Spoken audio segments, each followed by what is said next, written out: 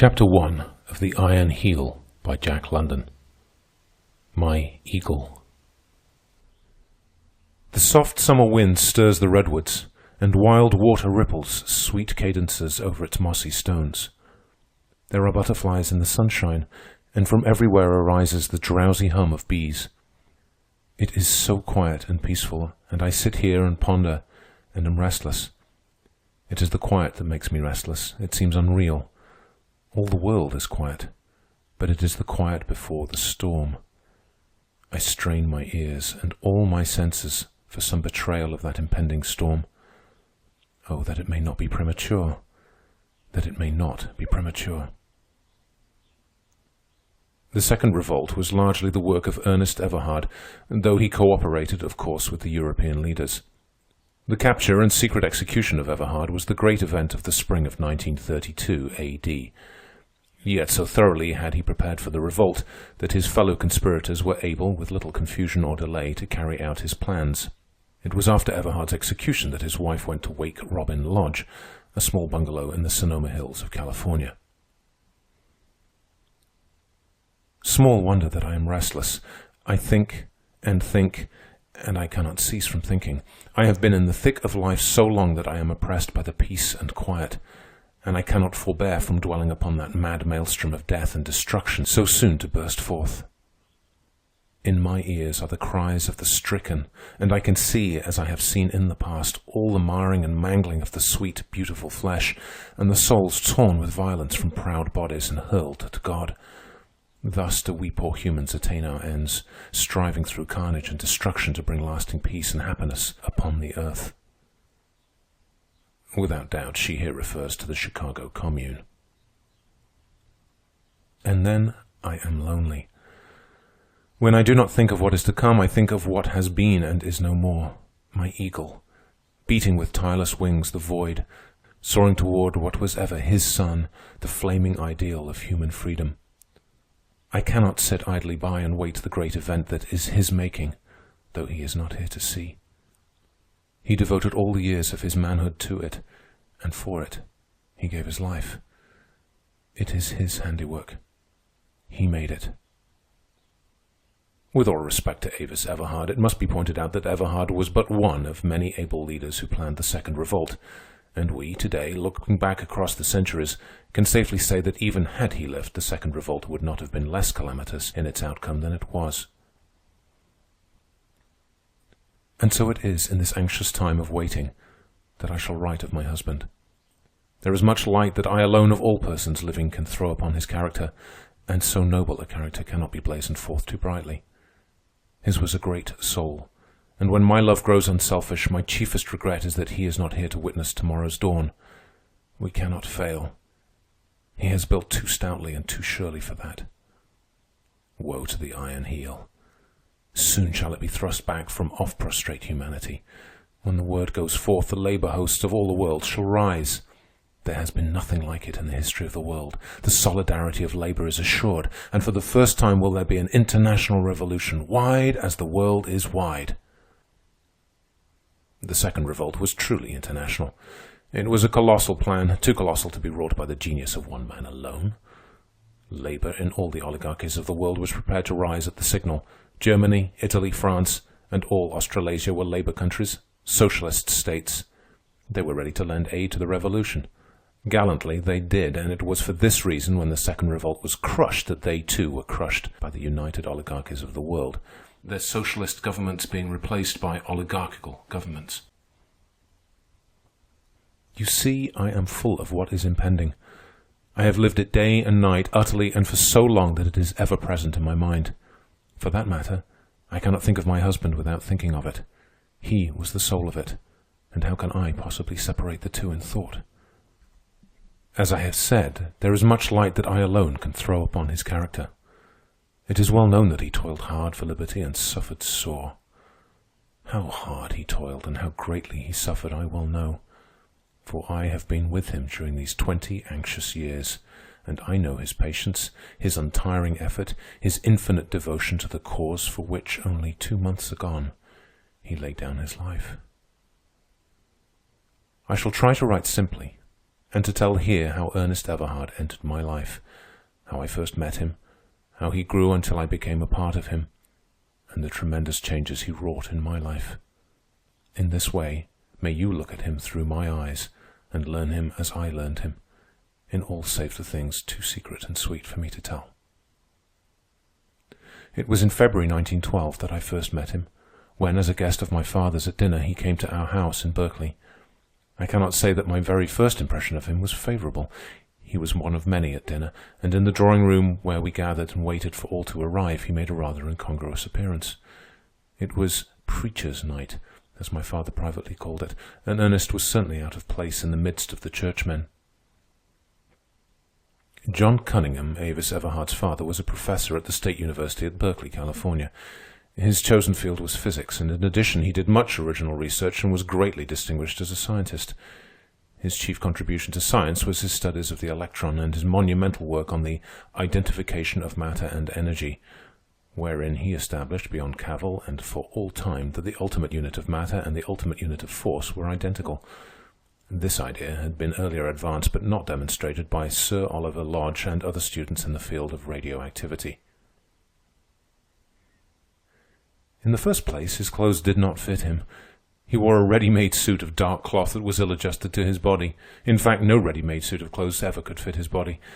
And on this night, as always, the cloth bulged with his muscles, while the coat between his shoulders, what of the heavy shoulder development, was a maze of wrinkles. His neck was the neck of a prize fighter, thick and strong. So this was the social philosopher and ex-horseshoer my father had discovered, was my thought. And he certainly looked it, with those bulging muscles and that bull throat. Immediately I classified him. A sort of prodigy, I thought, a blind Tom of the working class. In that day it was the custom of men to compete for purses of money. They fought with their hands. When one was beaten into insensibility or killed, the survivor took the money. This obscure reference applies to a blind Negro musician who took the world by storm in the latter half of the 19th century of the Christian era. And then, when he shook hands with me, his handshake was firm and strong, and he looked at me boldly with his black eyes. Too boldly, I thought. You see, I was a creature of environment, and at that time had strong class instincts. Such boldness on the part of a man of my own class would have been almost unforgivable.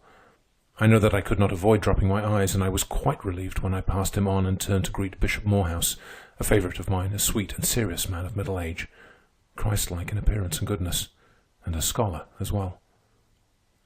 But this boldness that I took to be presumption was a vital clue to the nature of Ernest Everhard. He was simple, direct, afraid of nothing, and he refused to waste time on conventional mannerisms.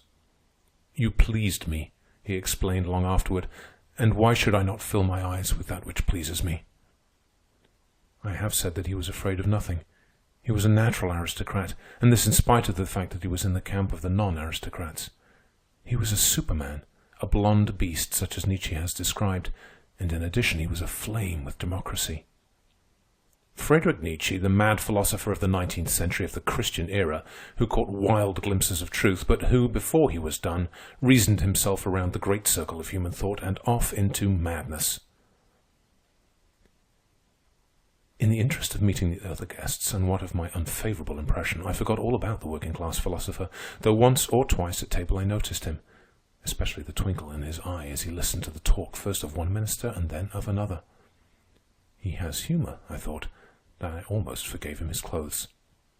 But the time went by, and the dinner went by, and he never opened his mouth to speak, while the ministers talked interminably about the working class and its relation to the church, and what the church had done and was doing for it. I noticed that my father was annoyed because Ernest did not talk. Once father took advantage of a lull and asked him to say something, but Ernest shrugged his shoulders, and with an "I have nothing to say," went on eating salted almonds. But father was not to be denied. After a while he said, "We have with us a member of the working class. I am sure that he can present things from a new point of view that will be interesting and refreshing. I refer to Mr. Everhard." The others betrayed a well-mannered interest and urged Ernest for a statement of his views. Their attitude toward him was so broadly tolerant and kindly that it was really patronizing, and I saw that Ernest noted it and was amused. He looked slowly about him, and I saw the glint of laughter in his eyes. "I am not versed in the courtesies of ecclesiastical controversy," he began, and then hesitated with modesty and indecision. "Go on," they urged, and Dr. Hammerfield said, "We do not mind the truth that is in any man, if it is sincere," he amended. "Then you separate sincerity from truth?" Ernest laughed quickly. Dr. Hammerfield gasped and managed to answer, "The best of us may be mistaken, young man. The best of us." Ernest's manner changed on the instant. He became another man. "All right, then," he answered. "And let me begin by saying that you are all mistaken. You know nothing, and worse than nothing, about the working class. Your sociology is as vicious and worthless as is your method of thinking." It was not so much what he said as how he said it. I roused at the first sound of his voice. It was as bold as his eyes. It was a clarion call that thrilled me. And the whole table was aroused, shaken alive from monotony and drowsiness. "What is so dreadfully vicious and worthless in our method of thinking, young man?" Dr. Hammerfield demanded, and already there was something unpleasant in his voice and manner of utterance. "You are metaphysicians. You can prove anything by metaphysics, and have done so. Every metaphysician can prove every other metaphysician wrong, to his own satisfaction. You are anarchists in the realm of thought, and you are mad cosmos makers. Each of you dwells in a cosmos of his own making, created out of his own fancies and desires. You do not know the real world in which you live, and your thinking has no place in the real world, except insofar as it is phenomena for mental aberration. Do you know what I was reminded of as I sat at table and listened to you talk and talk? You reminded me for all the world of the scholastics of the Middle Ages who gravely and learnedly debated the absorbing question of how many angels could dance on the point of a needle. Why, my dear sirs, you are as remote from the intellectual life of the 20th century as an Indian medicine man making incantation in the primeval forest 10,000 years ago." As Ernest talked, he seemed in a fine passion. His face glowed, his eyes snapped and flashed, and his chin and jaw were eloquent with aggressiveness. But it was only a way he had. It always aroused people. His smashing, sledgehammer manner of attack invariably made them forget themselves. And they were forgetting themselves now. Bishop Morehouse was leaning forward and listening intently. Exasperation and anger were flushing the face of Dr. Hammerfield. And others were exasperated, too. And some were smiling in an amused and superior way. As for myself, I found it most enjoyable. I glanced at father, and I was afraid he was going to giggle at the effect of this human bombshell he had been guilty of launching amongst us. "Your terms are rather vague," Dr. Hammerfield interrupted. "Just precisely what do you mean when you call us metaphysicians?" "I call you metaphysicians because you reason metaphysically," Ernest went on. "Your method of reasoning is the opposite to that of science. There is no validity to your conclusions. You can prove everything and nothing, and no two of you can agree upon anything. Each of you goes into his own consciousness to explain himself and the universe. As well may you lift yourselves by your own bootstraps as to explain consciousness by consciousness." "I do not understand," Bishop Morehouse said. "It seems to me that all things of the mind are metaphysical. The most exact and convincing of all sciences, mathematics, is sheerly metaphysical. Each and every thought process of the scientific reasoner is metaphysical. Surely you will agree with me." "As you say, you do not understand," Ernest replied. "The metaphysician reasons deductively out of his own subjectivity. The scientist reasons inductively from the facts of experience. The metaphysician reasons from theory to facts. The scientist reasons from facts to theory. The metaphysician explains the universe by himself. The scientist explains himself by the universe." "Thank God we are not scientists," Dr. Hammerfield murmured complacently. "What are you, then?" Ernest demanded. "Philosophers." "There you go," Ernest laughed. "You have left the real and solid earth and are up in the air with a word for a flying machine. Pray come down to earth and tell me precisely what you mean by philosophy."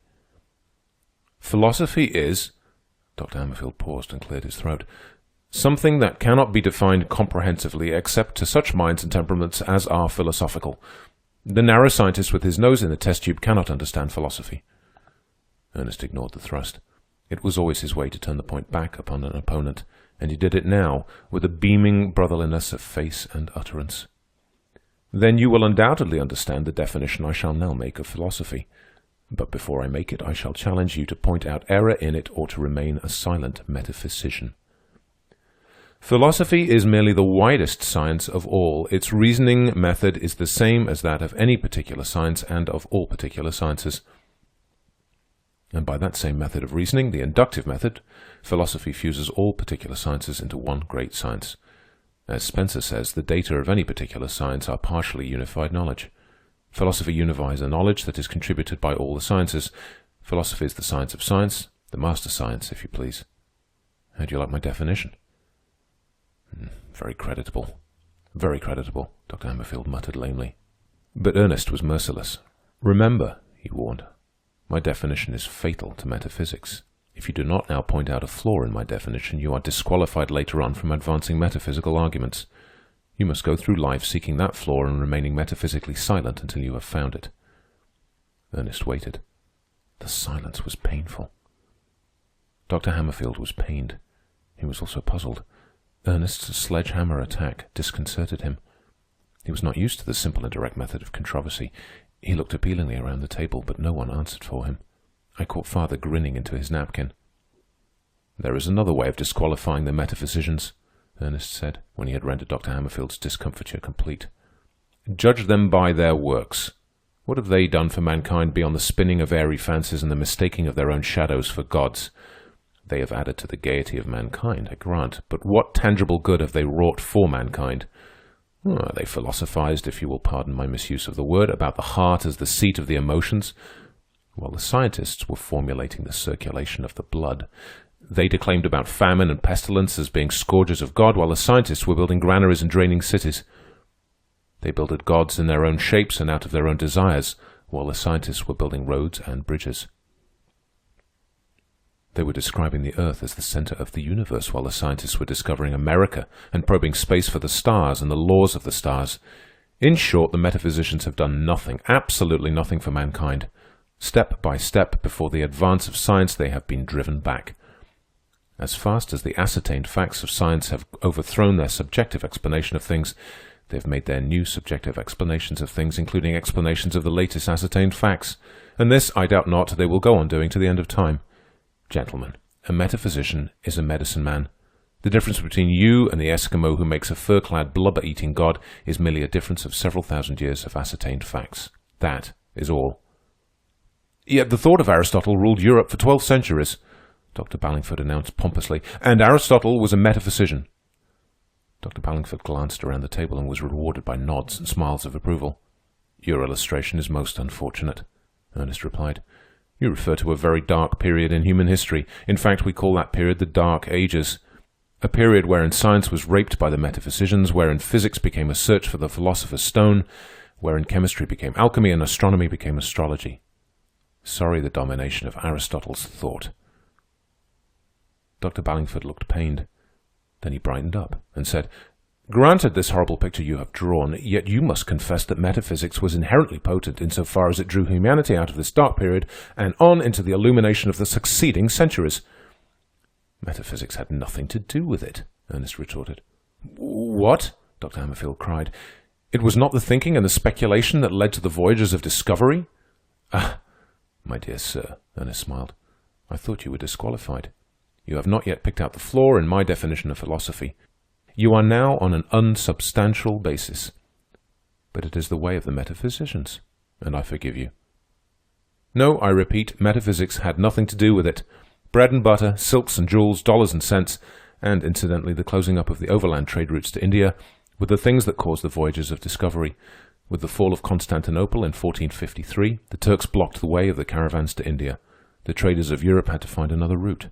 Here was the original cause for the voyages of discovery. Columbus sailed to find a new route to the Indies. It is so stated in all the history books. Incidentally, new facts were learned about the nature, size, and form of the Earth, and the Ptolemaic system went glimmering. Dr. Hammerfield snorted. You do not agree with me? Ernest queried. Then wherein am I wrong? I can only reaffirm my position, Dr. Hammerfield retorted tartly. It is too long a story to enter into now. No story is too long for the scientist, Ernest said sweetly. That is why the scientist gets to places. That is why he got to America. I shall not describe the whole evening, though it is a joy to me to recall every moment, every detail of those first hours of my coming to know Ernest Everhard. Battle royal raged, and the ministers grew red-faced and excited, especially at the moments when Ernest called them romantic philosophers, shadow projectors, and similar things. And always he checked them back to facts. "The fact, man, the irrefragable fact," he would proclaim triumphantly when he had brought one of them a cropper. He bristled with facts. He tripped them up with facts, ambuscaded them with facts, bombarded them with broadsides of facts. "You seem to worship at the shrine of fact," Dr. Hammerfield taunted him. "There is no God but fact, and Mr. Everhard is its prophet," Dr. Ballingford paraphrased. Ernest smilingly acquiesced. "I'm like the man from Texas," he said. And on being solicited, he explained, "You see, the man from Missouri always says, 'You've got to show me.' But the man from Texas says, 'You've got to put it in my hand,' from which it is apparent that he is no metaphysician." Another time, when Ernest had just said that the metaphysical philosophers could never stand the test of truth, Dr. Hammerfield suddenly demanded, "What is the test of truth, young man? Will you kindly explain what has so long puzzled wiser heads than yours?" "Certainly," Ernest answered. His cocksureness irritated them. "The wise heads have puzzled so sorely over truth because they went up into the air after it.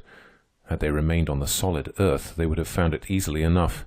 Aye, they would have found that they themselves were precisely testing truth with every practical act and thought of their lives." The test, Dr. Hammerfield repeated impatiently. "Never mind the preamble. Give us that which we have sought so long, the test of truth. Give it us, and we will be as gods." There was an impolite and sneering skepticism in his words and manner that secretly pleased most of them at the table, though it seemed to bother Bishop Morehouse. "Dr. Jordan has stated it very clearly," Ernest said. "His test of truth is, will it work? Will you trust your life with it?" Note: a noted educator of the late 19th and early 20th centuries of the Christian era, he was president of the Stanford University, a private benefaction of the Times. "Pish," Dr. Hammerfield sneered. "You have not taken Bishop Berkeley into account. He has never been answered." Note: an idealistic monist who long puzzled the philosophers of that time with his denial of the existence of matter, but whose clever argument was finally demolished when the new empiric facts of science were philosophically generalized. "The noblest metaphysician of them all," Ernest laughed. "But your example is unfortunate, as Berkeley himself attested his metaphysics didn't work." Dr. Hammerfield was angry, righteously angry. It was as though he had caught Ernest in a theft or a lie. "Young man," he trumpeted, "that statement is on a par with all you have uttered tonight. It is a base and unwarranted assumption." "I'm quite crushed," Ernest murmured meekly. "Only I don't know what hit me. You'll have to put it in my hand, Doctor." I will," Dr. Hammerfield spluttered. "How do you know? You do not know that Bishop Berkeley attested that his metaphysics did not work. You have no proof. Young man, they have always worked." "I take it as proof that Berkeley's metaphysics did not work because—" Ernest paused calmly for a moment. "Because Berkeley made an invariable practice of going through doors instead of walls. Because he trusted his life to solid bread and butter and roast beef. Because he shaved himself with a razor that worked when it removed the hair from his face." "But those are actual things," Dr. Hammerfield cried. "Metaphysics is of the mind." "And they work? In the mind?" Ernest queried softly. The others nodded. "And even a multitude of angels can dance on the point of a needle. In the mind," Ernest went on reflectively. "And a blubber-eating, fur-clad god can exist and work. In the mind. And there are no proofs to the contrary. In the mind." "I suppose, Doctor, you live in the mind?" "My mind, to me, a kingdom is," was the answer. "That's another way of saying that you live up in the air. But you come back to earth at mealtime, I am sure, or when an earthquake happens along. Or tell me, Doctor, do you have no apprehension in an earthquake that that incorporeal body of yours will be hit by an immaterial brick?" Instantly, and quite unconsciously, Dr. Hammerfield's hand shot up to his head, where a scar disappeared under the hair. It happened that Ernest had blundered on an apposite illustration. Dr. Hammerfield had nearly been killed in the great earthquake by a falling chimney. Everybody broke out in roars of laughter. Note: the great earthquake of 1906 A.D. that destroyed San Francisco. "Well?" Ernest asked, when the merriment had subsided. "Proofs to the contrary?" and in the silence he asked again, "Well?" Then he added, "Still well, but not so well, that argument of yours." But Dr. Hammerfield was temporarily crushed, and the battle raged on in new directions. On point after point, Ernest challenged the ministers. When they affirmed that they knew the working class, he told them fundamental truths about the working class that they did not know, and challenged them for disproofs. He gave them facts, always facts, checked their excursions into the air, and brought them back to the solid earth and its facts. How the scene comes back to me. I can hear him now with that war note in his voice, flaying them with his facts, each fact a lash that stung and stung again. And he was merciless. He took no quarter and gave none. I can never forget the flaying he gave them at the end. Note: this figure arises from the customs of the times, when, among men fighting to the death in their wild animal way, a beaten man threw down his weapons. It was at the option of the victor to slay him or spare him. You have repeatedly confessed tonight by direct avowal or ignorant statement that you do not know the working class. But you are not to be blamed for this. How can you know anything about the working class? You do not live in the same locality with the working class. You herd with the capitalist class in another locality. And why not? It is the capitalist class that pays you, that feeds you, that puts the very clothes on your backs that you are wearing tonight. And in return, you preach to your employers the brand of metaphysics that are especially acceptable to them. And the especially acceptable brands are acceptable because they do not menace the established order of society. Here there was a stir of dissent around the table. "Oh, I'm not challenging your sincerity," Ernest continued. "You are sincere. You preach what you believe. There lies your strength and your value to the capitalist class. But should you change your belief to something that menaces the established order, your preaching would be unacceptable to your employers and you would be discharged. Every little while, some one or another of you is so discharged. Am I not right?" Note: during this period, there were many ministers cast out of the church for preaching unacceptable doctrine. Especially were they cast out when their preaching became tainted with socialism. This time there was no dissent.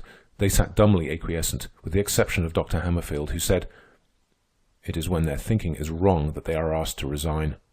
"Which is another way of saying when their thinking is unacceptable," Ernest answered, and then went on. "So I say to you, go ahead and preach and earn your pay, but for goodness' sake leave the working class alone. You belong in the enemy's camp. You have nothing in common with the working class. Your hands are soft with the work others have performed for you. Your stomachs are round with the plenitude of eating."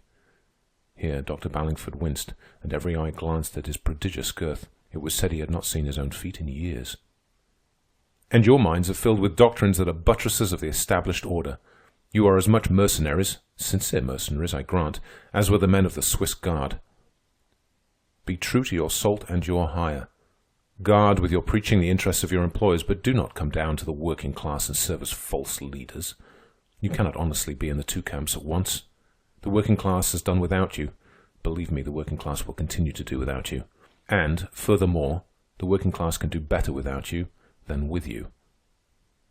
Note: the hired foreign palace guards of Louis XIV, a king of France that was beheaded by his people. Chapter 2 of The Iron Heel by Jack London. Challenges.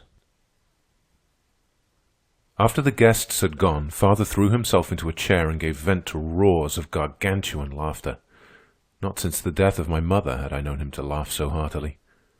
"I'll wager Dr. Hammerfield was never up against anything like it in his life," he laughed. "The courtesies of ecclesiastical controversy. Did you notice how he began like a lamb? Everhard, I mean, and how quickly he became a roaring lion? He has a splendidly disciplined mind. He would have made a good scientist if his energies had been directed that way." I need scarcely say that I was deeply interested in Ernest Everhard. It was not alone what he had said and how he had said it, but it was the man himself. I had never met a man like him. I suppose that was why, in spite of my 24 years, I had not married. I liked him. I had to confess it to myself. And my like for him was founded on things beyond intellect and argument. Regardless of his bulging muscles and prize-fighter's throat, he impressed me as an ingenious boy. I felt that under the guise of an intellectual swashbuckler was a delicate and sensitive spirit. I sensed this in ways I knew not, save that they were my woman's intuitions. There was something in that clarion call of his that went to my heart. It still rang in my ears, and I felt that I should like to hear it again, and to see again that glint of laughter in his eyes that belied the impassioned seriousness of his face. And there were further reaches of vague and indeterminate feelings that stirred in me. I almost loved him then, though I am confident, had I never seen him again, that the vague feelings would have passed away, and I should easily have forgotten him. But I was not destined never to see him again. My father's newborn interest in sociology and the dinner parties he gave would not permit. Father was not a sociologist. His marriage with my mother had been very happy, and in the researches of his own science, physics, he had been very happy. That when my mother died, his own work could not fill the emptiness. At first, in a mild way, he had dabbled in philosophy. Then, becoming interested, he had drifted on into economics and sociology. He had a strong sense of justice, and he soon became fired with a passion to redress wrong. It was with gratitude that I hailed these signs of a new interest in life, though I little dreamed what the outcome would be. With the enthusiasm of a boy, he plunged excitedly into these new pursuits, regardless of whither they led him. He had been used always to the laboratory, and so it was that he turned the dining room into a sociological laboratory. Here came to dinner all sorts and conditions of men, scientists, politicians, bankers, merchants, professors, labor leaders, socialists, and anarchists. He stirred them to discussion and analyzed their thoughts of life and society. He had met Ernest shortly prior to the preacher's night, and after the guests were gone I learned how he had met him, passing down a street at night and stopping to listen to a man on a soapbox who was addressing a crowd of working men. The man on the box was Ernest. Not that he was a mere soapbox orator. He stood high in the councils of the Socialist Party, was one of the leaders, and was the acknowledged leader in the philosophy of socialism. But he had a certain clear way of stating the abstruse in simple language, was a born expositor and teacher, and was not above the soapbox as a means of interpreting economics to the working men. My father stopped to listen, became interested, effected a meeting, and, after quite an acquaintance, invited him to the minister's dinner. It was after the dinner that father told me what little he knew about him. He had been born in the working class, though he was a descendant of the old line of Everhards that for over 200 years had lived in America. Note: the distinction between being native-born and foreign-born was sharp and invidious in those days. At 10 years of age, he had gone to work in the mills, and later he served his apprenticeship and became a horseshoer. He was self-educated, had taught himself German and French, and at that time was earning a meager living by translating scientific and philosophical works for a struggling socialist publishing house in Chicago. Also, his earnings were added to by the royalties from the small sales of his own economic and philosophic works. This much I learned of him before I went to bed, and I lay long awake listening in memory to the sound of his voice. I grew frightened at my thoughts. He was so unlike the men of my own class, so alien and so strong. His masterfulness delighted me and terrified me, for my fancies wantonly roved until I found myself considering him as a lover, as a husband. I had always heard that the strength of men was an irresistible attraction to women, but he was too strong. "No, no," I cried out. "It is impossible, absurd." And on the morrow I awoke to find in myself a longing to see him again. I wanted to see him mastering men in discussion, the war note in his voice. To see him, in all his certitude and strength, shattering their complacency, shaking them out of their ruts of thinking. What if he did swashbuckle? To use his own phrase, it worked. It produced effects. And besides, his swashbuckling was a fine thing to see. It stirred one like the onset of battle. Several days passed during which I read Ernest's books borrowed from my father. His written word was as his spoken word, clear and convincing. It was its absolute simplicity that convinced even while one continued to doubt. He had the gift of lucidity. He was the perfect expositor. Yet, in spite of his style, there was much that I did not like. He laid too great a stress on what he called the class struggle, the antagonism between labor and capital, the conflict of interest. Father reported with glee Dr. Hammerfield's judgment of Ernest, which was to the effect that he was an insolent young puppy made bumptious by little and very inadequate learning. Also, Dr. Hammerfield declined to meet Ernest again. But Bishop Morehouse turned out to have become interested in Ernest and was anxious for another meeting. "A strong young man," he said, "and very much alive, but he is too sure, too sure." Ernest came one afternoon with father. The bishop had already arrived, and we were having tea on the veranda. Ernest's continued presence in Berkeley, by the way, was accounted for by the fact that he was taking special courses in biology at the university, and also that he was hard at work on a new book entitled Philosophy and Revolution. Note: this book continued to be secretly printed throughout the 3 centuries of the Iron Heel. There are several copies of various editions in the National Library of Ardis. The veranda seemed suddenly to have become small when Ernest arrived. Not that he was so very large, he stood only 5 feet 9 inches, but that he seemed to radiate an atmosphere of largeness. As he stopped to meet me, he betrayed a certain slight awkwardness that was strangely at variance with his bold-looking eyes and his firm, sure hand that clasped for a moment in greeting. And in that moment his eyes were just as steady and sure. There seemed a question in them this time, and as before he looked at me overlong. "I've been reading your working-class philosophy," I said, and his eyes lighted in a pleased way. "Of course," he answered. "You took into consideration the audience to which it was addressed." "I did, and it is because I did that I have a quarrel with you," I challenged. "I, too, have a quarrel with you, Mr. Everhard," Bishop Morehouse said. Ernest shrugged his shoulders whimsically and accepted a cup of tea. The bishop bowed and gave me precedence. "You foment class hatred," I said. "I consider it wrong and criminal to appeal to all that is narrow and brutal in the working class. Class hatred is antisocial, and it seems to me anti-socialistic." "Not guilty," he answered. "Class hatred is neither in the text nor in the spirit of anything I have ever written." "Ah!" I cried reproachfully, and reached for his book and opened it. He sipped his tea and smiled at me while I ran over the pages. "Page 132, I read aloud. "The class struggle, therefore, presents itself in the present stage of social development between the wage-paying and the wage-paid classes." I looked at him triumphantly. "No mention there of class hatred," he smiled back. "But," I answered, "you say class struggle." "A different thing from class hatred," he replied. "And believe me, we foment no hatred. We say that the class struggle is a law of social development. We are not responsible for it. We do not make the class struggle, we merely explain it, as Newton explained gravitation. We explain the nature of the conflict of interest that produces the class struggle."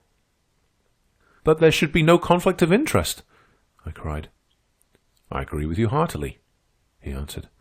"That is what we socialists are trying to bring about, the abolition of the conflict of interest. Pardon me, let me read an extract."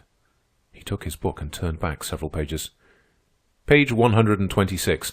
The cycle of class struggles, which began with the dissolution of rude tribal communism and the rise of private property, will end with the passing of private property in the means of social existence." "But I disagree with you," the bishop interposed, his pale, ascetic face betraying by a faint glow the intensity of his feelings. "Your premise is wrong. There is no such thing as a conflict of interest between labor and capital, or rather there ought not to be." "Thank you," Ernest said gravely. "By that last statement you have given me back my premise." "But why should there be a conflict?" the bishop demanded warmly. Ernest shrugged his shoulders. "Because we are so made, I guess." "But we are not so made," cried the other. "Are you discussing the ideal man?" Ernest asked. "Unselfish and godlike and so few in numbers as to be practically non-existent? Or are you discussing the common and ordinary average man?" "The common and ordinary man," was the answer. "Who is weak and fallible, prone to error?" Bishop Morehouse nodded. "And petty and selfish?" Again he nodded. "Watch out," Ernest warned. "I said selfish." "Well, the average man is selfish," the bishop affirmed valiantly. "Wants all he can get, true but deplorable." "Then I've got you." Ernest's jaw snapped like a trap. "Let me show you. Here is a man who works on the street railways." "He couldn't work if it weren't for capital," the bishop interrupted. "True, and you will grant that capital would perish if there were no labor to earn the dividends." The bishop was silent. "Won't you?" Ernest insisted. The bishop nodded.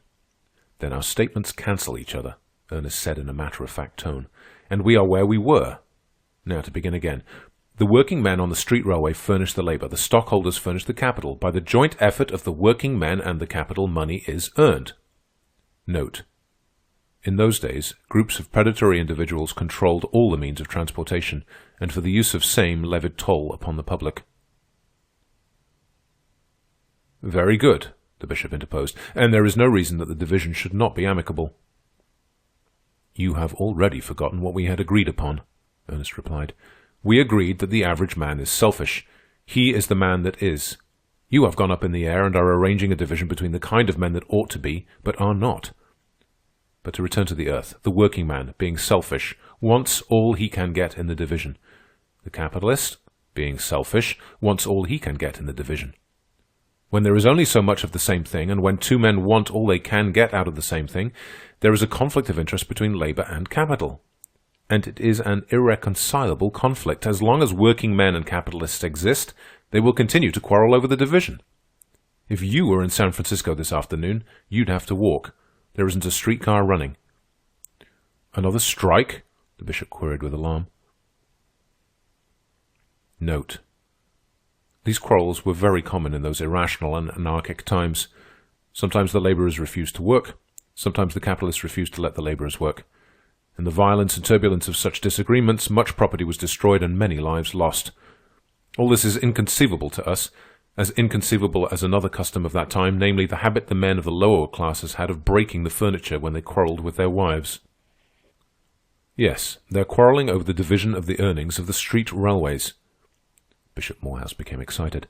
"It is wrong," he cried. "It is so short-sighted on the part of the working men. How can they hope to keep our sympathy?" "When we are compelled to walk," Ernest said slyly. But Bishop Morehouse ignored him and went on. "Their outlook is too narrow. Men should be men, not brutes. There will be violence and murder now, and sorrowing widows and orphans. Capital and labor should be friends. They should work hand in hand to their mutual benefit." "Ah, now you are up in the air again," Ernest remarked dryly. "Come back to earth. Remember, we agreed that the average man is selfish." "But he ought not to be," the bishop cried. "And there I agree with you," was Ernest's rejoinder. "He ought not to be selfish, but he will continue to be selfish as long as he lives in a social system that is based on pig ethics." The bishop was aghast, and my father chuckled. "Yes, pig ethics," Ernest went on remorselessly. "That is the meaning of the capitalist system. And that is what your church is standing for, what you are preaching for every time you get up in the pulpit. Pig ethics. There is no other name for it." Bishop Morehouse turned appealingly to my father, but he laughed and nodded his head. "I'm afraid Mr. Everhard is right," he said. "Laissez-faire, the let-alone policy of each for himself and devil take the hindmost. As Mr. Everhard said the other night, the function you churchmen perform is to maintain the established order of society, and society is established on that foundation." "But that is not the teaching of Christ!" cried the bishop. "The church is not teaching Christ these days," Ernest put in quickly. "That is why the working men will have nothing to do with the church. The church condones the frightful brutality and savagery with which the capitalist class treats the working class." "The church does not condone it," the bishop objected. "The church does not protest against it," Ernest replied. "And insofar as the church does not protest, it condones. For remember, the church is supported by the capitalist class." "I had not looked at it in that light," the bishop said naively. "You must be wrong. I know that there is much that is sad and wicked in this world. I know that the church has lost what you call the proletariat." Note: proletariat, derived originally from the Latin proletari, the name given in the census of Servius Tullius to those who were of value to the state only as the rearers of offspring, proles. In other words, they were of no importance either for wealth or position or exceptional ability. "You never had the proletariat," Ernest cried. "The proletariat has grown up outside the church and without the church." "I do not follow you," the bishop said faintly. "Then let me explain. With the introduction of machinery and the factory system in the latter part of the 18th century, the great mass of the working people was separated from the land. The old system of labor was broken down. The working people were driven from their villages and herded in factory towns. The mothers and children were put to work at the new machines. Family life ceased. The conditions were frightful. It is a tale of blood." I know," Bishop Morehouse interrupted with an agonized expression on his face. "It was terrible, but it occurred a century and a half ago." "And there, a century and a half ago, originated the modern proletariat," Ernest continued, "and the church ignored it. While a slaughterhouse was made of the nation by the capitalists, the church was dumb. It did not protest as today it does not protest. As Austin Lewis says, speaking of that time, Those to whom the command, "Feed my lambs," had been given, saw those lambs sold into slavery and worked to death without a protest. The church was dumb then, and before I go on, I want you either flatly to agree with me or flatly to disagree with me. Was the church dumb then? Note: Austin Lewis was candidate for governor of California on the socialist ticket in the fall election of 1906 Christian era. An Englishman by birth, a writer of many books on political economy and philosophy, and one of the socialist leaders of the times. Note: there is no more horrible page in history than the treatment of the child and women slaves in the English factories in the latter half of the 18th century of the Christian era. In such industrial hells arose some of the proudest fortunes of that day. Bishop Morehouse hesitated. Like Dr. Hammerfield, he was unused to this fierce infighting, as Ernest called it. "The history of the 18th century is written," Ernest prompted. "If the church was not dumb, it will be found not dumb in the books." "I am afraid the church was dumb," the bishop confessed. "And the church is dumb today." "There I disagree," said the bishop. Ernest paused, looking at him searchingly, and accepted the challenge. "All right," he said. "Let us see. In Chicago, there are women who toil all the week for 90 cents. Has the church protested?" "This is news to me," was the answer. 90 cents per week. It's horrible." "Has the church protested?" Ernest insisted. "The church does not know." The bishop was struggling hard. "Yet the command to the church was, 'Feed my lambs,'" Ernest sneered. And then the next moment, "Pardon my sneer, Bishop, but can you wonder that we lose patience with you? When have you protested to your capitalistic congregations at the working of children in the southern cotton mills? Children, 6 and 7 years of age, working every night at 12-hour shifts. They never see the blessed sunshine. They die like flies. The dividends are paid out of their blood, and out of the dividends magnificent churches are builded in New England, wherein your kind preaches pleasant platitudes to the sleek, full-bellied recipients of those dividends." Note: Everhard might have drawn a better illustration from the Southern Church's outspoken defense of chattel slavery prior to what is known as the War of the Rebellion. Several such illustrations culled from the documents of the times are here appended. In 1835 A.D., the General Assembly of the Presbyterian Church resolved that slavery is recognized in both the Old and the New Testaments and is not condemned by the authority of God. The Charleston Baptist Association issued the following in an address in 1835 A.D. "The right of masters to dispose of the time of their slaves has been distinctly recognized by the Creator of all things, who is surely at liberty to vest the right of property over any object whomsoever he pleases." The Reverend E.D. Simon, Doctor of Divinity and professor in the Randolph-Macon Methodist College of Virginia, wrote, "Extracts from Holy Writ unequivocally assert the right of property in slaves, together with the usual incidents to that right. The right to buy and sell is clearly stated. Upon the whole, then, whether we consult the Jewish policy instituted by God himself, or the uniform opinion and practice of mankind in all ages, or the injunctions of the New Testament and the moral law, we are brought to the conclusion that slavery is not immoral. Having established the point that the first African slaves were legally brought into bondage, the right to detain their children in bondage follows as an indispensable consequence. Thus we see that the slavery that exists in America was founded in right. It is not at all remarkable that this same note should have been struck by the Church a generation or so later in relation to the defense of capitalistic property. In the Great Museum at Asgard, there is a book entitled Essays in Application, written by Henry Van Dyke. The book was published in 1905 of the Christian era. From what we can make out, Van Dyke must have been a churchman. The book is a good example of what Everhard would have called bourgeois thinking.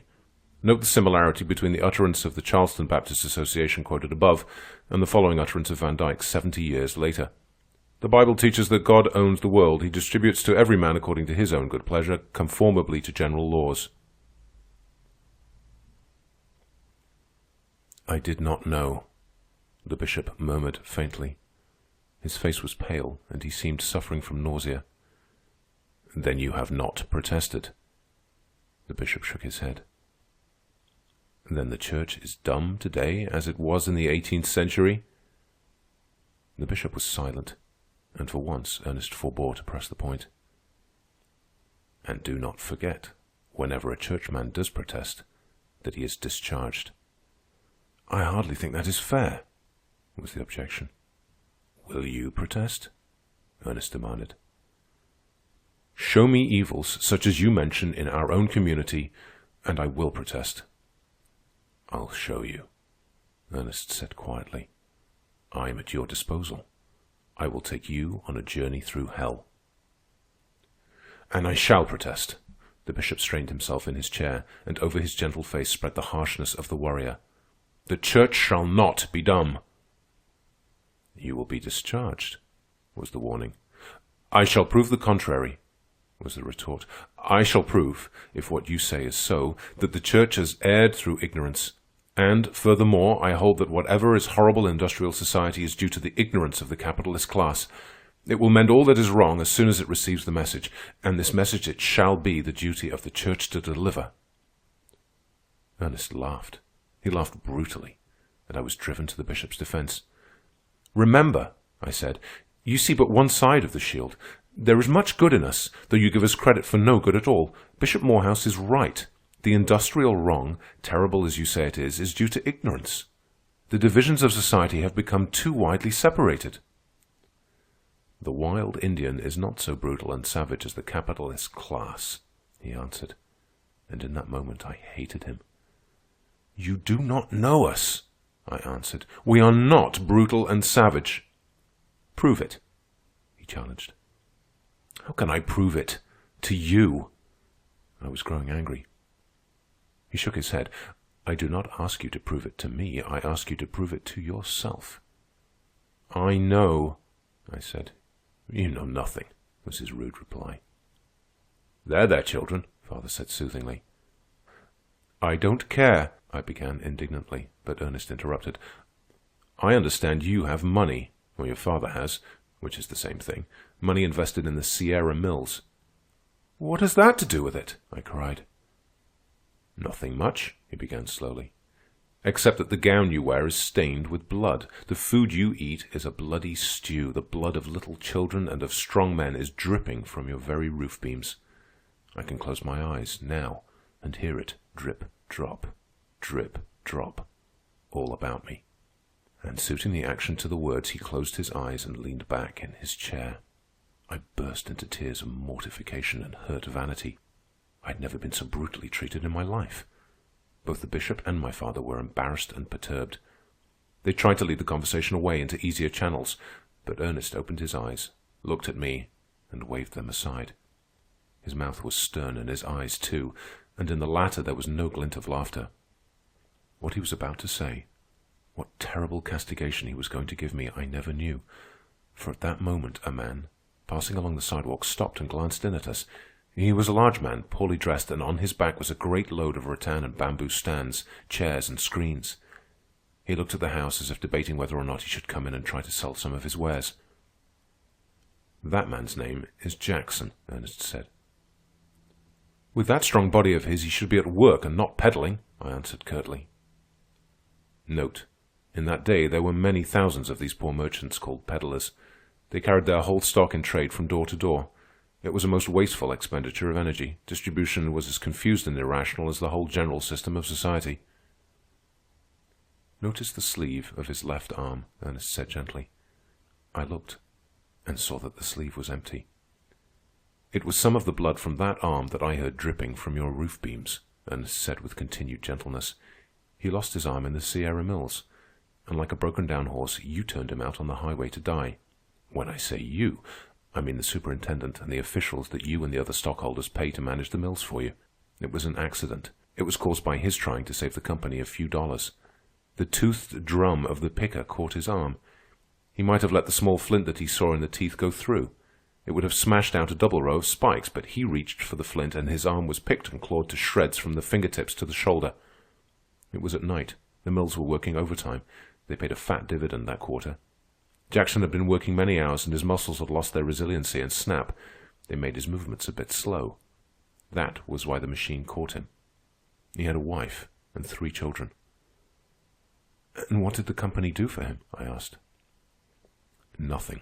Oh, yes, they did do something. They successfully fought the damage suit he brought when he came out of hospital.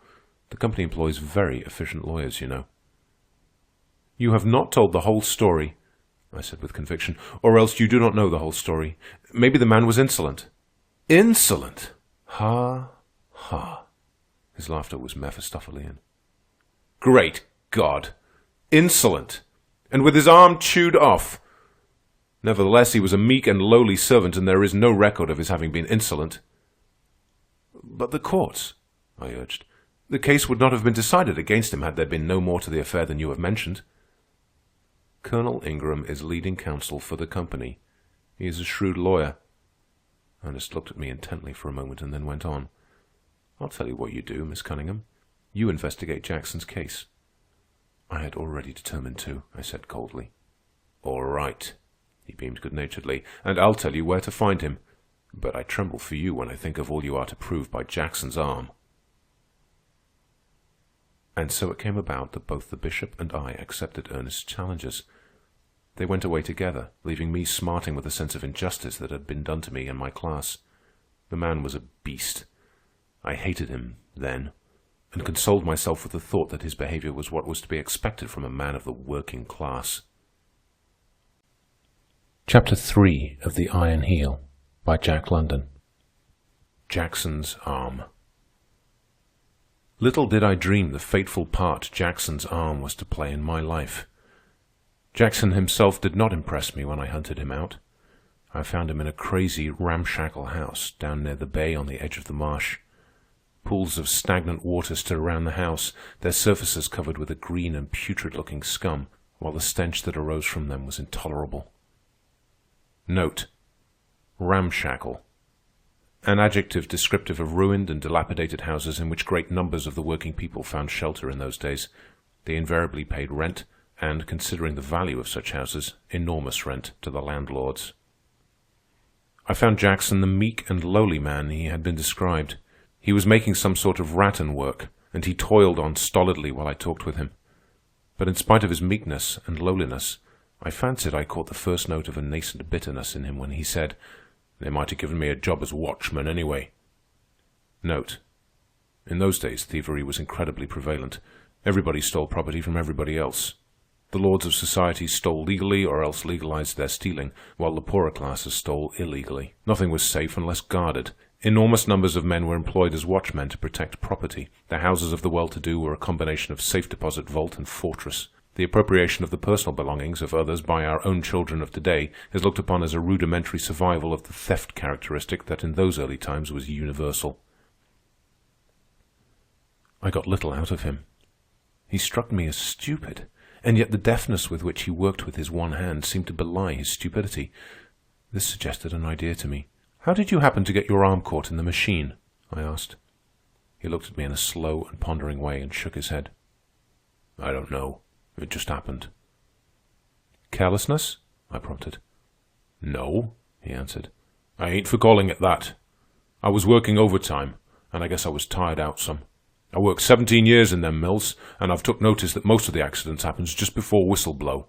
I'm willing to bet that more accidents happens in the hour before whistle blow than in all the rest of the day. A man ain't so quick after working steady for hours. I've seen too many of 'em cut up and gouged and chawed not to know." Note: the laborers were called to work and dismissed by savage, screaming, nerve-wracking steam whistles. "Many of them?" I queried. "Hundreds and hundreds, and children, too." With the exception of the terrible details, Jackson's story of his accident was the same as that I had already heard. When I asked him if he had broken some rule of working the machinery, he shook his head. "I chucked off the belt with my right hand," he said, "and made a reach for the flint with my left. I didn't stop to see if the belt was off. I thought my right hand had done it, only it didn't. I reached quick, and the belt wasn't all the way off. And then my arm was chewed off." "It must have been painful," I said sympathetically. "The crunching of the bones wasn't nice," was his answer. His mind was rather hazy concerning the damaged suit. Only one thing was clear to him, and that was that he had not got any damages. He had a feeling that the testimony of the foremen and the superintendent had brought about the adverse decision of the court. Their testimony, as he put it, wasn't what it ought to have been. And to them I resolved to go. One thing was plain. Jackson's situation was wretched. His wife was in ill health, and he was unable to earn, by his rattan work and peddling, sufficient food for the family. He was back in his rent, and the oldest boy, a lad of 11, had started to work in the mills. They might have given me that watchman's job," were his last words as I went away. By the time I had seen the lawyer who had handled Jackson's case and the two foremen and the superintendent at the mills who had testified, I began to feel that there was something after all in Ernest's contention. He was a weak and insufficient-looking man, the lawyer, and at sight of him I did not wonder that Jackson's case had been lost. My first thought was that it had served Jackson right for getting such a lawyer. But the next moment, two of Ernest's statements came flashing into my consciousness. The company employs very efficient lawyers, and Colonel Ingram is a shrewd lawyer. I did some rapid thinking. It dawned upon me that of course the company could afford finer legal talent than could a working man like Jackson, but this was merely a minor detail. There was some very good reason, I was sure, why Jackson's case had gone against him. "Why did you lose the case?" I asked. The lawyer was perplexed and worried for a moment, and I found it in my heart to pity the wretched little creature. Then he began to whine. I do believe his whine was congenital. He was a man beaten at birth. He whined about the testimony. The witnesses had given only the evidence that helped the other side. Not one word could he get out of them that would have helped Jackson. They knew which side their bread was buttered on. Jackson was a fool. He had been browbeaten and confused by Colonel Ingram. Colonel Ingram was brilliant at cross-examination. He had made Jackson answer damaging questions. How could his answers be damaging if he had the right on his side? I demanded. "What's right got to do with it?" he demanded back. "You see all those books?" He moved his hand over the array of volumes on the walls of his tiny office. "All my reading and studying of them has taught me that law is one thing and right is another thing. Ask any lawyer. You go to Sunday school to learn what is right, but you go to those books to learn law." "Do you mean to tell me that Jackson had the right on his side and yet was beaten?" I queried tentatively. "Do you mean to tell me that there is no justice in Judge Caldwell's court?" The little lawyer glared at me a moment, and then the belligerence faded out of his face. "I hadn't a fair chance," he began whining again. "They made a fool out of Jackson and out of me, too. What chance had I? Colonel Ingram is a great lawyer. If he wasn't great, would he have charge of the law business of the Sierra Mills, of the Erston Land Syndicate, of the Berkeley Consolidated, of the Oakland, San Leandro, and Pleasanton Electric? He's a corporation lawyer, and corporation lawyers are not paid for being fools." Note: the function of the corporation lawyer was to serve, by corrupt methods, the money-grabbing propensities of the corporations. It is on record that Theodore Roosevelt, at that time President of the United States, said in 1905 A.D. in his address at Harvard commencement, "We all know that, as things actually are, many of the most influential and most highly remunerated members of the bar, in every center of wealth, make it their special task to work out bold and ingenious schemes by which their wealthy clients, individual or corporate, can evade the laws which are made to regulate, in the interests of the public, the uses of great wealth." What do you think the Sierra Mills alone give him $20,000 a year for? Because he's worth $20,000 a year to them, that's what for. I'm not worth that much. If I was, I wouldn't be on the outside, starving and taking cases like Jackson's. What do you think I'd have got if I'd won Jackson's case? "You'd have robbed him, most probably," I answered. "Of course I would," he cried angrily. "I've got to live, haven't I?" Note: a typical illustration of the internecine strife that permeated all society. Men preyed upon one another like ravening wolves. The big wolves ate the little wolves, and in the social pack, Jackson was one of the least of the little wolves. "He has a wife and children," I chided. "So have I a wife and children," he retorted, "and there's not a soul in this world except myself that cares whether they starve or not." His face suddenly softened, and he opened his watch and showed me a small photograph of a woman and two little girls pasted inside the case. "There they are. Look at them. We've had a hard time. A hard time. I had hoped to send them away to the country if I'd won Jackson's case. They're not healthy here, but I can't afford to send them away." When I started to leave, he dropped back into his whine. "I hadn't the ghost of a chance. Colonel Ingram and Judge Caldwell are pretty friendly. I'm not saying that if I'd got the right kind of testimony out of their witnesses on cross-examination, that friendship would have decided the case. And yet I must say that Judge Caldwell did a whole lot to prevent my getting that very testimony. Why, Judge Caldwell and Colonel Ingram belong to the same lodge and the same club. They live in the same neighborhood, one I can't afford. And their wives are always in and out of each other's houses. They're always having whist parties and such things back and forth." "And yet you think Jackson had the right of it?" I asked, pausing for the moment on the threshold. "I don't think. I know it," was his answer. And at first I thought he had some show, too, but I didn't tell my wife. I didn't want to disappoint her. She had her heart set on a trip to the country, hard enough as it was. Why did you not call attention to the fact that Jackson was trying to save the machinery from being injured? I asked Peter Donnelly, one of the 4 men who had testified at the trial. He pondered a long time before replying. Then he cast an anxious look about him and said, "Because I've a good wife and 3 of the sweetest children ye ever laid eyes on. That's why." "I do not understand," I said. "In other words, because it wouldn't have been healthy," he answered. "You mean—" I began. But he interrupted passionately. "I mean what I said. It's long years I've worked in the mills. I began as a little lad on the spindles. I worked up ever since. It's by hard work I got to my present exalted position. I'm a foreman, if you please, and I doubt me if there's a man in the mills that put out a hand to drag me from drowning. I used to belong to the union, but I've stayed by the company through 2 strikes. They called me Scab. There's not a man among 'em today to take a drink with me if I asked him. Do you see the scars on my head where I was struck with flying bricks? There ain't a child at the spindles but what would curse me name. Me only friend is the company. It's not me duty, but me bread and butter and the life of me children to stand by the mills. That's why." "Was Jackson to blame?" I asked. "He should have got the damages. He was a good worker and never made trouble." "Then you were not at liberty to tell the whole truth, as you had sworn to do." He shook his head. "The truth? The whole truth, and nothing but the truth?" I said solemnly. Again his face became impassioned, and he lifted it, not to me, but to heaven. "I'd let me soul and body burn in everlasting hell for them children of mine," was his answer. Henry Dallas, the superintendent, was a vulpine-faced creature who regarded me insolently and refused to talk. Not a word could I get from him concerning the trial and his testimony. But with the other foreman I had better luck. James Smith was a hard-faced man, and my heart sank as I encountered him. He, too, gave me the impression that he was not a free agent. As we talked, I began to see that he was mentally superior to the average of his kind. He agreed with Peter Donnelly that Jackson should have got damages, and he went farther and called the action heartless and cold-blooded that had turned the worker adrift after he had been made helpless by the accident. Also, he explained that there were many accidents in the mills, and that the company's policy was to fight to the bitter end all consequent damage suits. "It means hundreds of thousands a year to the stockholders," he said. And as he spoke, I remembered the last dividend that had been paid my father, and the pretty gown for me and the books for him that had been bought out of that dividend. I remembered Ernest's charge that my gown was stained with blood, and my flesh began to crawl underneath my garments. "When you testified at the trial, you didn't point out that Jackson received his accident through trying to save the machinery from damage," I said. "No, I did not," was the answer, and his mouth set bitterly. "I testified to the effect that Jackson injured himself by neglect and carelessness, and that the company was not in any way to blame or liable."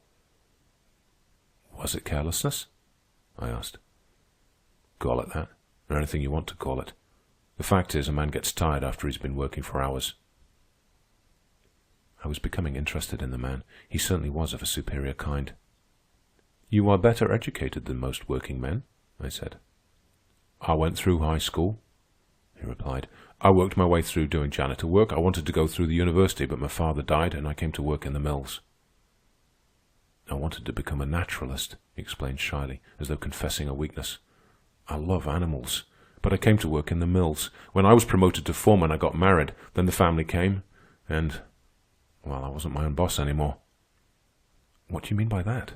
I asked. "I was explaining why I testified at the trial the way I did, why I followed instructions." "Whose instructions?" "Colonel Ingram. He outlined the evidence I was to give. And it lost Jackson's case for him." He nodded, and the blood began to rise darkly in his face. "And Jackson had a wife and 2 children dependent on him." "I know," he said quietly, though his face was growing darker. "Tell me," I went on, "was it easy to make yourself over from what you were, say in high school, to the man you must have become to do such a thing at the trial?" The suddenness of his outburst startled and frightened me. He ripped out a savage oath and clenched his fist as though about to strike me. Note: It is interesting to note the virilities of language that were common speech in that day, as indicative of the life, red of claw and fang, that was then lived.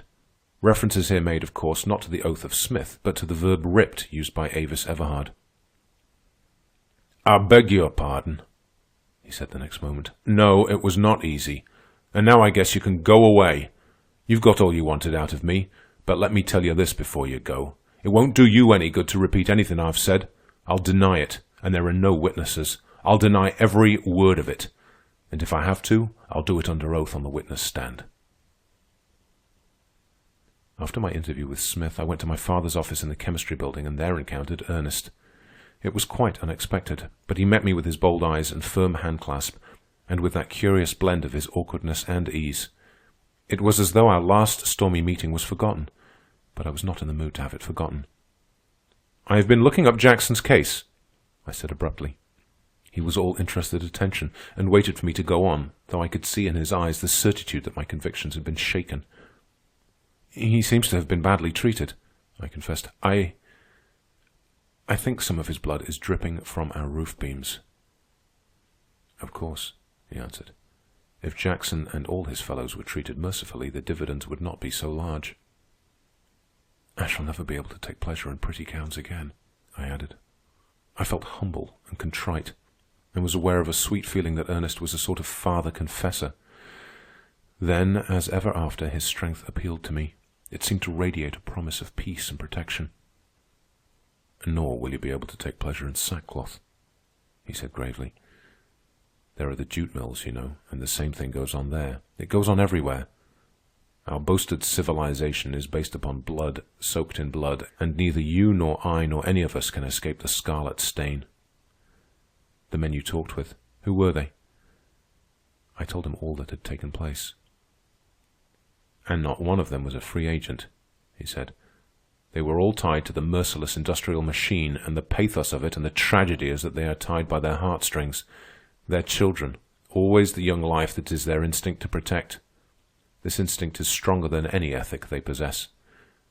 My father, he lied, he stole, he did all sorts of dishonorable things to put bread into my mouth and into the mouths of my brothers and sisters. He was a slave to the industrial machine, and it stamped his life out, worked him to death." "But you," I interjected, "you are surely a free agent." "Not wholly," he replied. "I am not tied by my heartstrings. I am often thankful that I have no children, and I dearly love children. Yet if I married, I should not dare to have any." "That surely is bad doctrine," I cried. "I know it is," he said sadly. "But it is expedient doctrine. I'm a revolutionist, and it is a perilous vocation." I laughed incredulously. "If I tried to enter your father's house at night to steal his dividends from the Sierra Mills, what would he do?"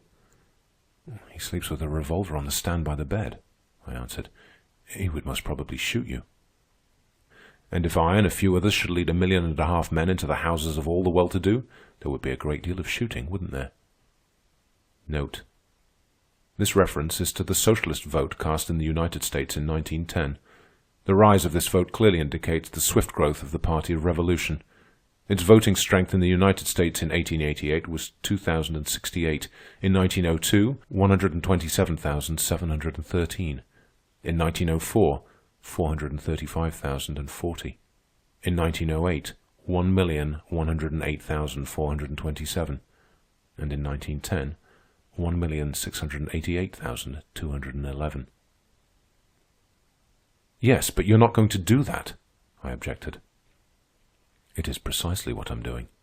And we intend to take, not the mere wealth in the houses, but all the sources of that wealth, all the mines, and railroads, and factories, and banks, and stores. That is the revolution. It is truly perilous. There will be more shooting, I'm afraid, than even I dream of. But, as I was saying, no one today is a free agent. We are all caught up in the wheels and cogs of the industrial machine. You found that you were, and that the men you talked with were. Talk with more of them. Go and see Colonel Ingram. Look up the reporters that kept Jackson's case out of the papers and the editors that run the papers. You will find them all slaves of the machine." A little later in our conversation, I asked him a simple little question about the liability of working men to accidents, and received a statistical lecture in return. "It is all in the books," he said. The figures have been gathered, and it has been proved conclusively that accidents rarely occur in the first hours of the morning work, but that they increase rapidly in the succeeding hours as the workers grow tired and slower in both their muscular and mental processes.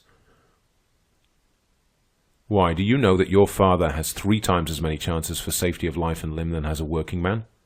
He has. The insurance companies know. Note: in the terrible wolf struggle of those centuries, no man was permanently safe, no matter how much wealth he amassed. Out of fear for the welfare of their families, men devised the scheme of insurance. To us, in this intelligent age, such a device is laughably absurd and primitive. But in that age, insurance was a very serious matter. The amusing part of it is that the funds of the insurance companies were frequently plundered and wasted by the very officials who were entrusted with the management of them. They will charge him $4.20 a year on a $1,000 accident policy, and for the same policy they will charge a laborer $15. And you? I asked. And in the moment of asking, I was aware of a solicitude that was something more than slight. Oh, as a revolutionist, I have about 8 chances to the working man's 1 of being injured or killed, he answered carelessly. The insurance companies charge the highly trained chemists that handle explosives 8 times what they charge the working men. I don't think they'd insure me at all. Why did you ask? My eyes fluttered, and I could feel the blood warm in my face. It was not that he had caught me in my solicitude, but that I had caught myself, and in his presence. Just then my father came in and began making preparations to depart with me. Ernest returned some books he had borrowed and went away first. But just as he was going, he turned and said, "Oh, by the way, while you are ruining your own peace of mind and I'm ruining the bishop's, you'd better look up Mrs. Wickson and Mrs. Pertonwaithe. Their husbands, you know, are the 2 principal stockholders in the mills. Like all the rest of humanity, those 2 women are tied to the machine, but they are so tied that they sit on top of it." Chapter 4 of The Iron Heel by Jack London. Slaves of the machine.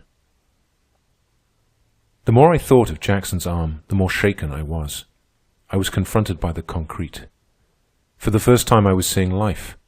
My university life and study and culture had not been real. I had learned nothing but theories of life and society that looked all very well on the printed page, but now I had seen life itself. Jackson's arm was a fact of life. The fact, man, the irrefragable fact of Ernest's was ringing in my consciousness. It seemed monstrous, impossible, that our whole society was based upon blood. And yet there was Jackson. I could not get away from him. Constantly my thoughts swung back to him as the compass to the pole. He had been monstrously treated. His blood had not been paid for in order that a larger dividend might be paid. And I knew a score of happy, complacent families that had received those dividends, and by that much had profited by Jackson's blood. If one man could be so monstrously treated and society move on its way unheeding, might not many men be so monstrously treated? I remembered earnest women of Chicago who toiled for 90 cents a week, and the child slaves of the southern cotton mills he had described. And I could see their wan white hands, from which the blood had been pressed, at work upon the cloth out of which had been made my gown. And then I thought of the Sierra Mills and the dividends that had been paid, and I saw the blood of Jackson upon my gown as well. Jackson I could not escape. Always my meditations led me back to him. Down in the depths of me I had a feeling that I stood on the edge of a precipice. It was as though I were about to see a new and awful revelation of life. And not I alone. My whole world was turning over. There was my father. I could see the effect Ernest was beginning to have on him. And then there was the bishop. When I had last seen him, he had looked a sick man. He was at high nervous tension, and in his eyes there was unspeakable horror. From the little I learned, I knew that Ernest had been keeping his promise of taking him through hell. But what scenes of hell the bishop's eyes had seen I knew not, for he seemed too stunned to speak about them. Once, the feeling strong upon me that my little world and all the world was turning over, I thought of Ernest as the cause of it. And also I thought, we were so happy and peaceful before he came. And the next moment I was aware that the thought was a treason against truth, and Ernest rose before me transfigured, the apostle of truth, with shining brows and the fearlessness of one of God's own angels, battling for the truth and the right, and battling for the succor of the poor and lonely and oppressed. And then there arose before me another figure, the Christ. He, too, had taken the part of the lowly and oppressed, and against all the established power of priest and Pharisee. and I remembered his end upon the cross, and my heart contracted with a pang as I thought of Ernest. Was he, too, destined for a cross? He with his clarion call and war-noted voice, and all the fine man's vigor of him. And in that moment, I knew that I loved him, and that I was melting with desire to comfort him. I thought of his life, a sordid, harsh, and meagre life it must have been. And I thought of his father, who had lied and stolen for him and been worked to death. And he himself had gone into the mills when he was 10. All my heart seemed bursting with desire to fold my arms around him and to rest his head on my breast, his head that must be weary with so many thoughts, and to give him rest, just rest, and easement and forgetfulness for a tender space. I met Colonel Ingram at a church reception. Him I knew well, and had known him well for many years. I trapped him behind large palms and rubber plants, though he did not know he was trapped. He met me with the conventional gaiety and gallantry. He was ever a graceful man, diplomatic, tactful, and considerate. And as for appearance, he was the most distinguished-looking man in our society. Beside him, even the venerable head of the university looked tawdry and small. And yet I found Colonel Ingram situated the same as the unlettered mechanics. He was not a free agent. He, too, was bound upon the wheel. I shall never forget the change in him when I mentioned Jackson's case. His smiling good nature vanished like a ghost. A sudden, frightful expression distorted his well-bred face. I felt the same alarm that I had felt when James Smith broke out.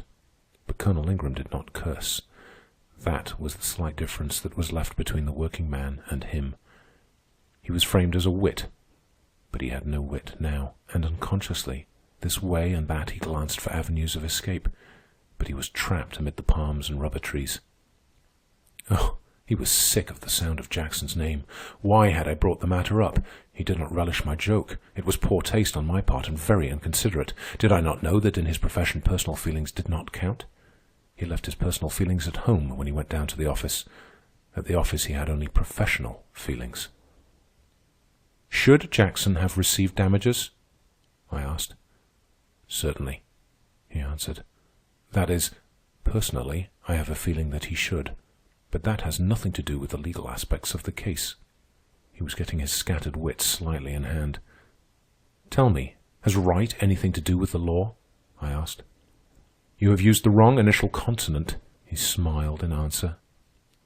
Might? I queried, and he nodded his head. And yet we are supposed to get justice by means of the law? That is the paradox of it, he countered. We do get justice. You are speaking professionally now, are you not? I asked. Colonel Ingram blushed, actually blushed, and again he looked anxiously about him for a way of escape. But I blocked his path and did not offer to move. Tell me, I said, when one surrenders his personal feelings to his professional feelings, may not the action be defined as a sort of spiritual mayhem? I did not get an answer. Colonel Ingram had ingloriously bolted, overturning a palm in his flight. Next, I tried the newspapers. I wrote a quiet, restrained, dispassionate account of Jackson's case. I made no charges against the men with whom I had talked, nor for that matter did I even mention them.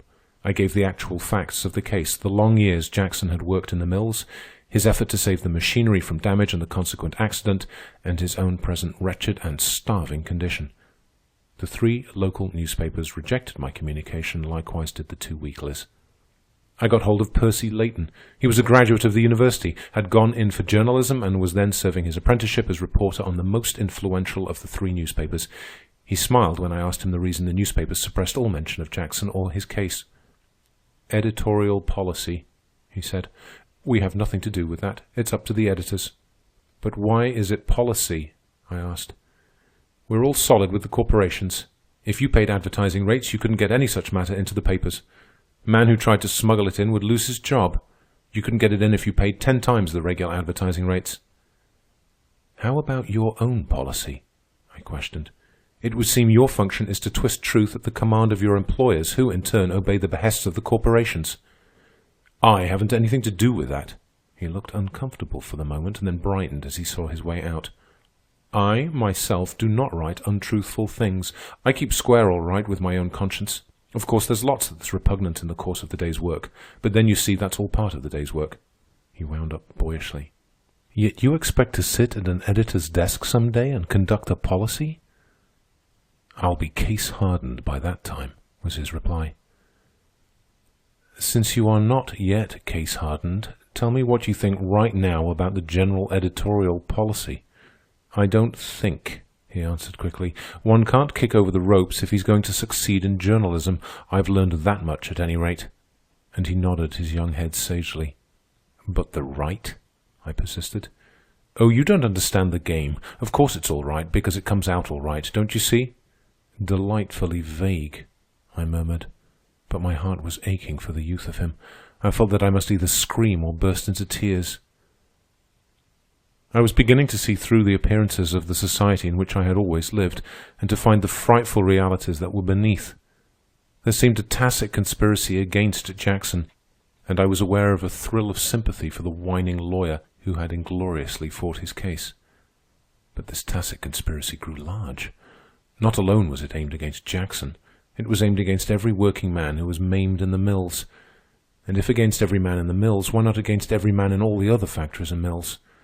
In fact, was it not true of all the industries? And if this was so, then society was a lie. I shrank back from my own conclusions. It was too terrible and awful to be true. But there was Jackson, and Jackson's arm, and the blood that stained my gown and dripped from my own roof beams.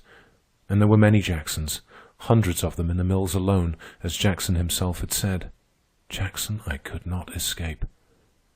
I saw Mr. Wickson and Mr. Pertonwaithe, the two men who held most of the stock in the Sierra Mills.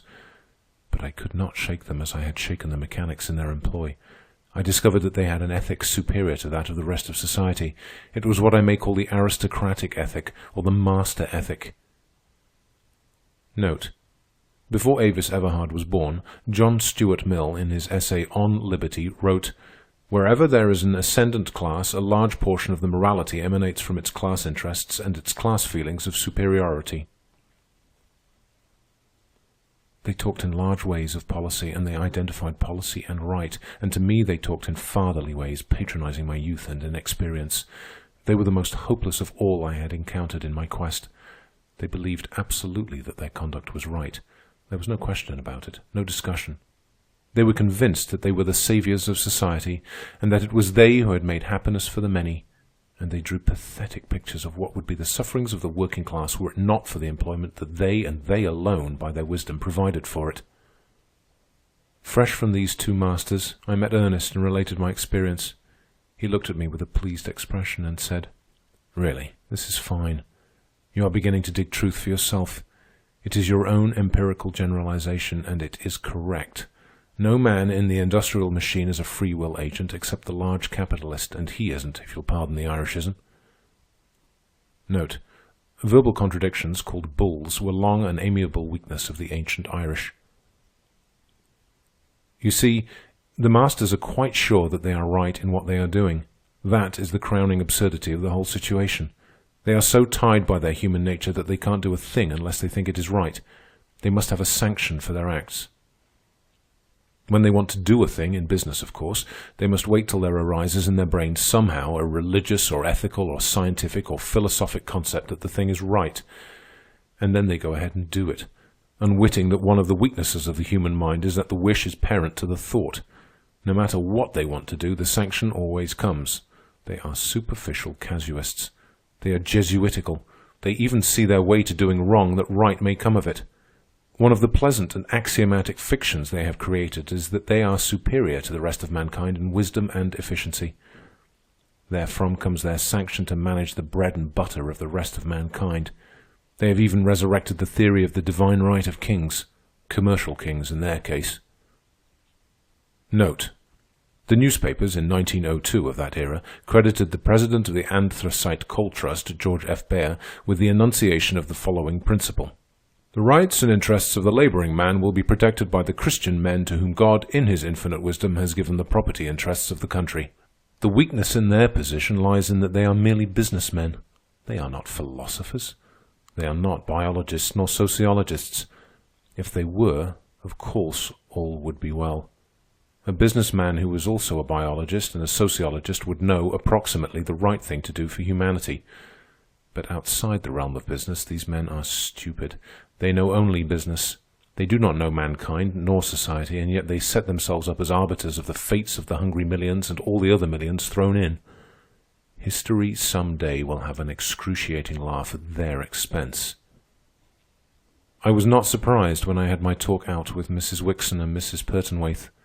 They were society women. Note: society is here used in a restricted sense, a common usage of the times to denote the gilded drones that did no labor, but only glutted themselves at the honey vats of the workers. Neither the businessmen nor the laborers had time or opportunity for society. Society was the creation of the idle rich who toiled not, and who in this way played. Their homes were palaces. They had many homes scattered over the country, in the mountains, on lakes, and by the sea. They were tended by armies of servants, and their social activities were bewildering. They patronized the university and the churches, and the pastors especially bowed at their knees in meek subservience. Note: "Bring on your tainted money" was the expressed sentiment of the church during this period. They were powers, these two women. What of the money that was theirs? The power of subsidization of thought was theirs to a remarkable degree, as I was soon to learn under Ernest's tuition. They aped their husbands and talked in the same large ways about policy and the duties and responsibilities of the rich. They were swayed by the same ethic that dominated their husbands, the ethic of their class, and they uttered glib phrases that their own ears did not understand. Also, they grew irritated when I told them of the deplorable condition of Jackson's family, and when I wondered that they had made no voluntary provision for the man. I was told that they thanked no one for instructing them in their social duties. When I asked them flatly to assist Jackson, they as flatly refused. The astounding thing about it was that they refused in almost identically the same language, and this in face of the fact that I interviewed them separately and that one did not know that I had been or was going to see the other. Their common reply was that they were glad of the opportunity to make it perfectly plain that no premium would ever be put on carelessness by them, nor would they, by paying for accident, tempt the poor to hurt themselves in the machinery. Note: in the files of the Outlook, a critical weekly of the period, in the number dated August 18, 1906, is related the circumstance of a working man losing his arm, the details of which are quite similar to those of Jackson's case as related by Avis Everhard. And they were sincere, these two women. They were drunk with conviction of the superiority of their class and of themselves. They had a sanction in their own class ethic for every act they performed. As I drove away from Mrs. Pertonwaithe's great house, I looked back at it, and I remembered Ernest's expression that they were bound to the machine, but that they were so bound that they sat on top of it.